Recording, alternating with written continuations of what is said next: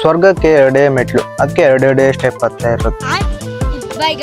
Welcome back to day 37. Sabja seeds and water intake miss ಆಗಂಗೆ ಇಲ್ಲ. ಇವತ್ತು ಎದ್ದಿರೋದು ಲೇಟು, ಇವತ್ತಿಗೆ ಇದೇ ಪ್ರೀ ವರ್ಕೌಟ್. ಇದನ್ನ ತಿನ್ನಕ್ಕೆ 2 ನಿಮಿಷ ಸಾಕು, ಯಾರಾದ್ರೂ ಬಿಡಿಸ್ಕೊಟ್ರೆ.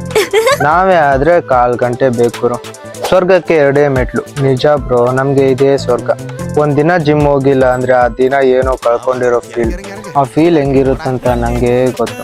ಇವತ್ತು ನಾವು ವರ್ಕೌಟು ಲೆಗ್ ಅಂಡ್ ಶೋಲ್ಡರ್. ಯಾವಾಗ್ಲೂ ಫಸ್ಟಿಗೆ ಲೆಗ್ ನ ಟ್ರೈನ್ ಮಾಡ್ತಿದ್ದೆ, ಬಟ್ ಇವತ್ತು ಶೋಲ್ಡರ್ ನ ಟ್ರೈನ್ ಮಾಡ್ತಿದ್ದೀನಿ. ಸ್ಟಾರ್ಟಿಂಗ್ ಅಲ್ಲಿ barbell shoulder press 4 sets, lateral raise 4 sets, total 5 variation.